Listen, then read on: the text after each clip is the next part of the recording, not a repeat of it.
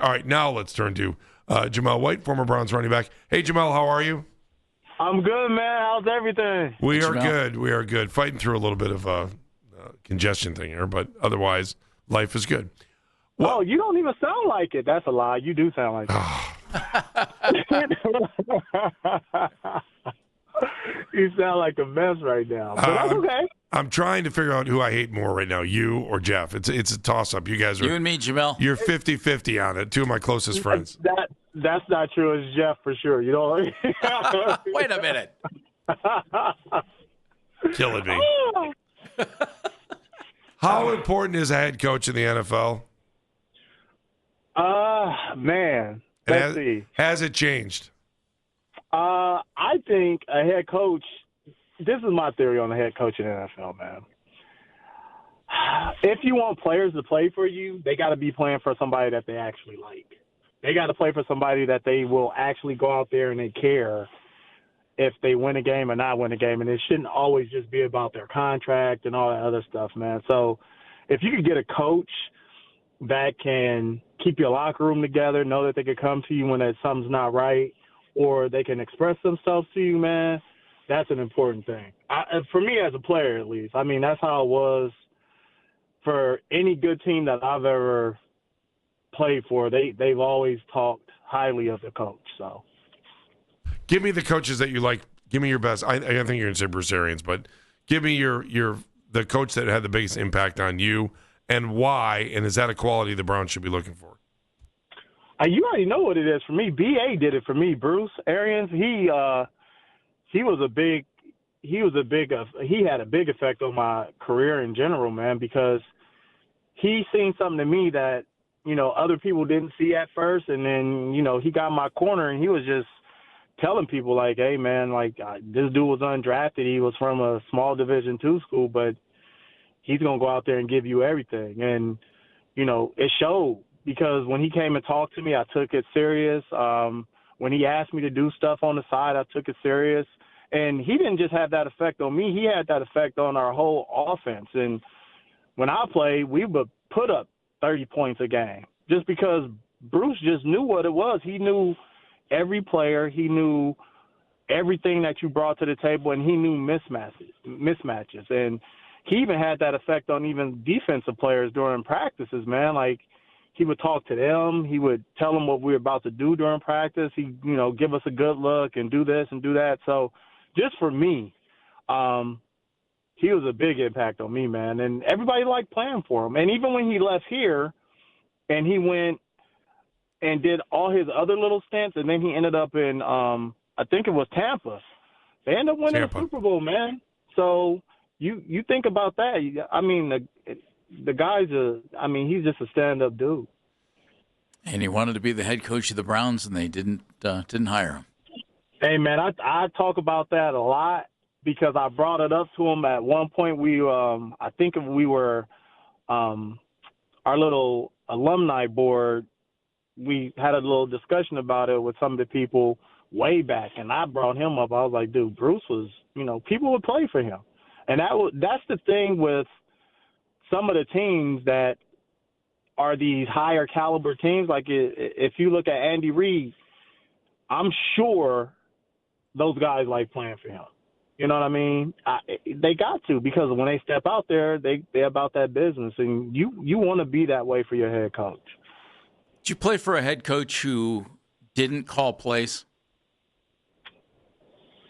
Did I play? Yeah, I did play for a head coach. I did. When I was in... Explain exactly the difference in what that guy might do differently than a guy who's calling either offensive or defensive plays.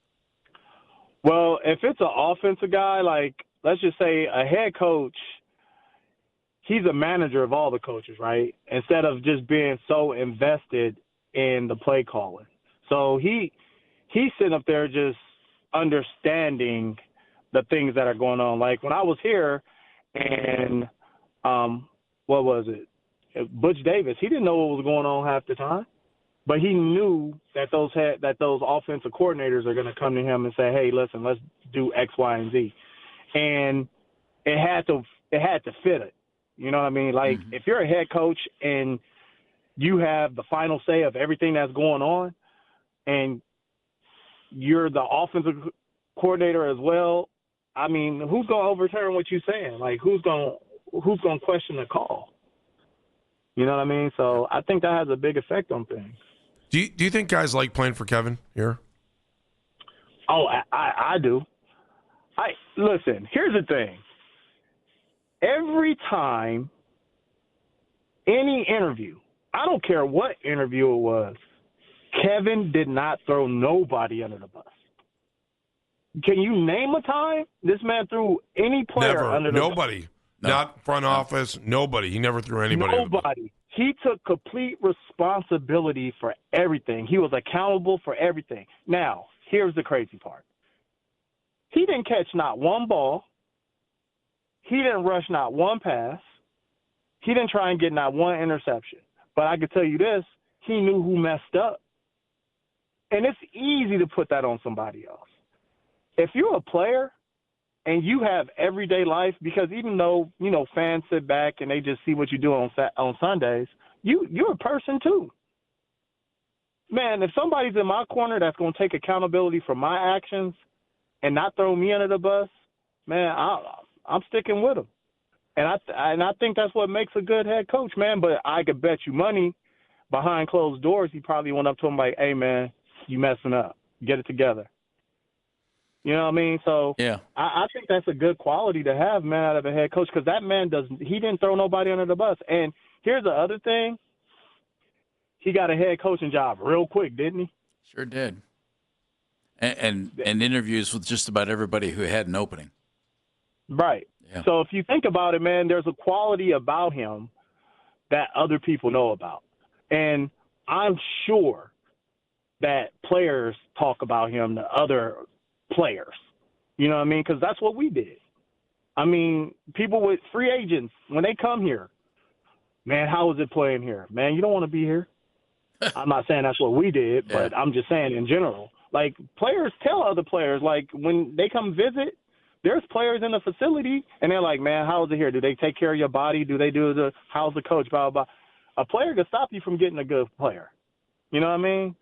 And that's just how it is sometimes. But I'm going to tell you, man, I don't know nothing about him outside of everything that, that I see on TV when it comes down to certain things. But I'm going to tell you right now, man, a coach that don't get on TV and knock you down and keep it behind closed doors and tell you, that's how BA was. He didn't knock people down in front of other people, but behind closed doors, he'll come talk to you and tell you what it is. Grant Udinski is interviewing for the job today. There you go, Andy. He's just turned 30 years old. Jamel, how does that play in a locker room, and what does a 30, 32, 35-year-old young guy have to do to prove his worth to a bunch of players? Because, it's easy for ownership to hire him. That guy's then got to win over the team, doesn't he? Is it tougher for a young guy like that? You know what? Like, I've never been a coach like that, but I would imagine so, because you got guys that you about to walk in a room with that's older than you. Yeah. You know what I mean? So those guys are going to look at it like that. But the thing is, he has to get that respect instantly from those players, because this is the guy who's going to run your team. Now, everybody look at the quarterback and they're like, okay, he's the field general.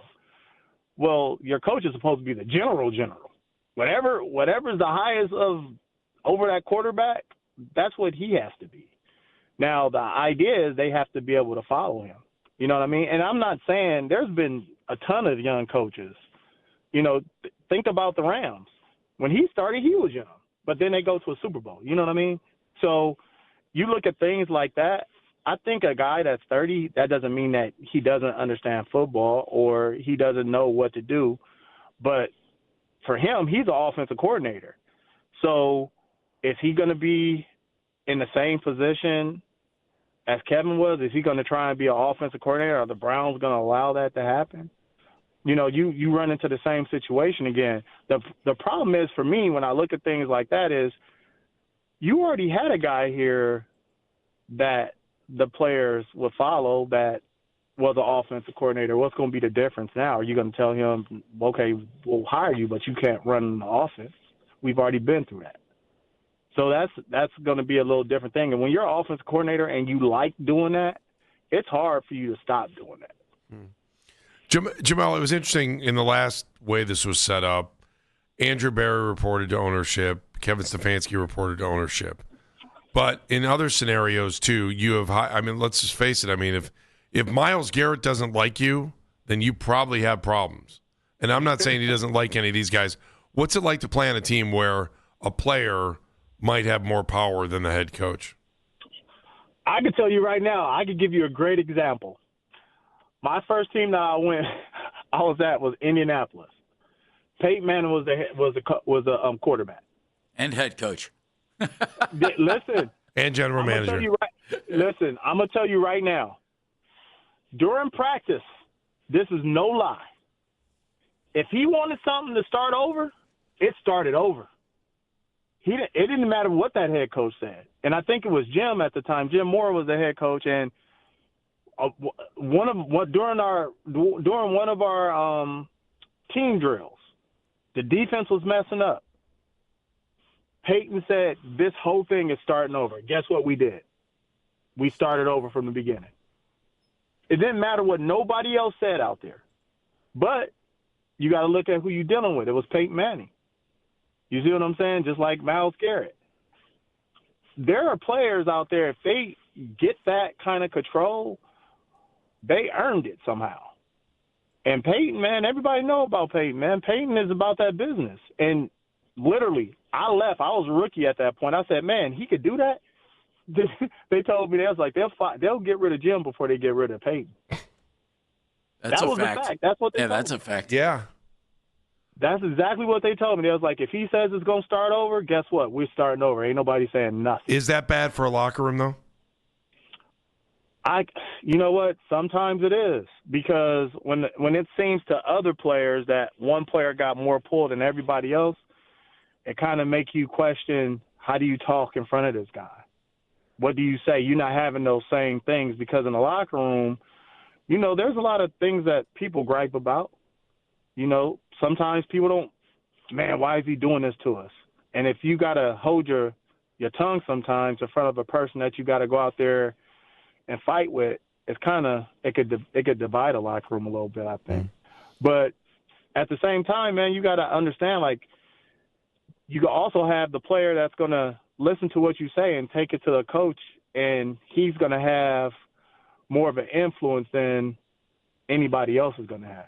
Jamel, I got 10 seconds. Is there a guy you want the Browns to hire as head coach? Somebody who's going to win. Fair enough. Good answer. Goodbye, Jamel. We appreciate you. Jamel, thank you. All right, no problem. Talk to you later. Of course. All right. Jamel White there on the Make It Right. Call Kyle Wright hotline.